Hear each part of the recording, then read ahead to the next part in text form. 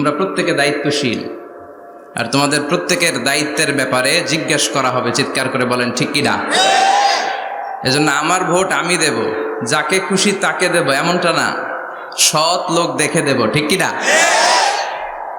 আমার ভোট আমি দেব, ইসলাম প্রিয় লোক দেখে দেব, যারা ইসলামের পক্ষে থাকে, যারা জনগণের বন্ধু, যারা দেশের টাকা বিদেশে পাচার করে না, যারা এক কলমের খোঁচা মেরে কোটি টাকা উধাও করে দেয় না, যারা আমরা বন্যায় কষ্ট পেলে আমাদেরকে দেখতে আসে, এরকম নেতার দরকার আছে না নাই?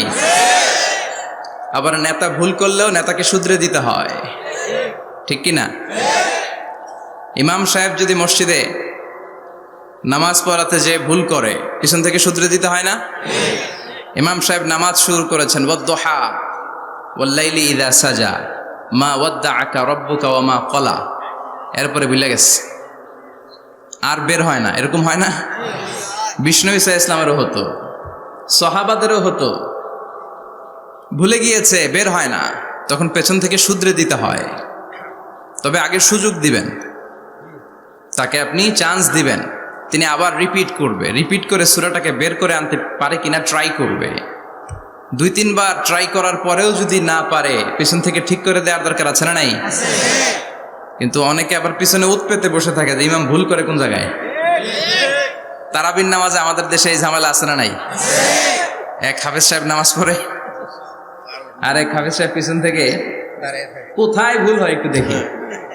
এই নিয়তে যদি আপনি হেফজ করেন, আপনার দিনও শেষ, দুনিয়াও শেষ, আখিরাতটাও বরবাদ। জোরে বলেন ঠিক কিনা? ভুল হতেই পারে, মানুষ ভুলের ঊর্ধ্বে নয়। কুল্লুকুম খাত্তা, তোমরা সবাই ভুল করো। ওয়া খায়রুল খাত্তাইনা তাওয়াবুন, আর এই ভুলকারীদের মধ্যে আল্লাহর কাছে শ্রেষ্ঠ ভুলকারী যে লোক ভুল করার পরে তওবা করে কার কাছে? আল্লাহর কাছে। আল্লাহর কাজই তওবা কবুল করা। গাফিরিজ যামবি ওয়া কাবিলিত তাওব। আমরা ভুল করব, শয়তান ওয়াসওয়াসা দিবে, আর আল্লাহ মাফ করবে। ঠিক কি না? কি আল্লাহ আমরা পাইছি, উনি মাফ করার জন্য বসে থাকে 24/7, সপ্তাহের 7 দিন, মাসের 30 দিন, দিনের 24 ঘন্টা তিনি বসে থাকেন। কখন আমার বান্দা চোখের পানি ছেড়ে আমার কাছে ক্ষমা চায়, আর আমি আল্লাহ ক্ষমা করে দিব।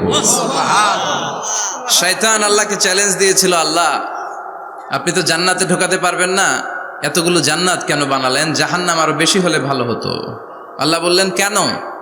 শয়তান বলে, আল্লাহ এই সবগুলারে আমি ওয়াসওয়াসা দিয়ে, মুনাফিক বানিয়ে, নাস্তিক বানিয়ে জাহান্নামে ঢুকাবো।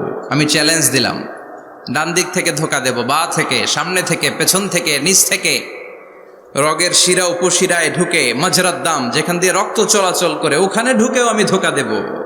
তো আপনি জান্নাতে ঢুকাবেন কেনমে? আল্লাহ বললেন তুমি আমারও চ্যালেঞ্জ দাও, এত বড় সাহস? আমি তো সব রাজার বড় রাজা, মহারাজা। চিৎকার করে বলেন ঠিক কিনা?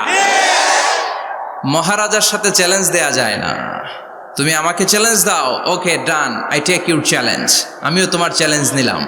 তুমি আজীবন ধোকা দিবা, আজীবন তুমি গুমরা করবা, বেনামাজি বানাবা, জালিম বানাবা, কিন্তু আমার বান্দা কোনো তাফসীরুল কোরআনের মাহফিলে এসে, কোন এক ওয়াক্তের নামাজে মসজিদে ঢুকে, অথবা মাঝরাতে ঘুম ভেঙে গেলে তাহাজ্জুদের জায়নামাজে চোখের পানি ছেড়ে যখন ক্ষমা চাইবে, আমি সব গুনাহ মাফ করে দেব। তুই কি করবি?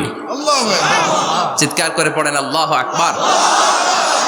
এজন্য ভুল নাই এমন কোনো মানুষ নাই, ভুল হয়নি শুধু নবীদের, এজন্য তারা মাসুম। আহলুস সুন্নাহ ওয়াল জামাআর ইতিকাদ হচ্ছে নবীদের কোনো ভুল নাই। ঠিক কিনা?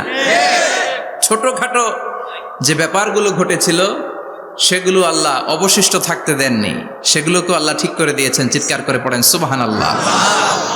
এজন্য ইমাম যদি ভুল করে, আপনারা পেছন থেকে চান্স দিবেন ওনাকে শুধরে নেয়ার, কিন্তু উনি শুধরে নিতে পারছেন না, তখন পেছন থেকে লোকমা দেওয়ার দরকার আছে না নাই?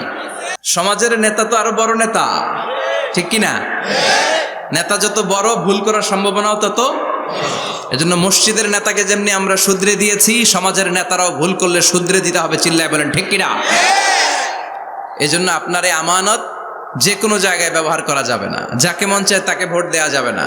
ভালো লোক দেখে, আমরা বিএনপি বুঝি না, আওয়ামী লীগ বুঝি না, জাতীয় পার্টি বুঝি না, জামাত ইসলাম বুঝি না, ঐক্যফ্রন্ট বুঝি না, কিচ্ছু বুঝি না। আমরা সাধারণ মানুষ বুঝি, যারা ইসলাম প্রিয়, যারা কোরআন প্রিয়, যারা আল্লাহকে ভালোবাসে, যারা জনগণের সুখে দুঃখে থাকে, তাদেরকে আমরা ভোট দিয়ে জয়যুক্ত করব। চিৎকার করে বলেন ঠিক কিনা? আল্লাহ আমাদেরকে সহি সমঝ দান করুক, আমরা পড়ি আমিন।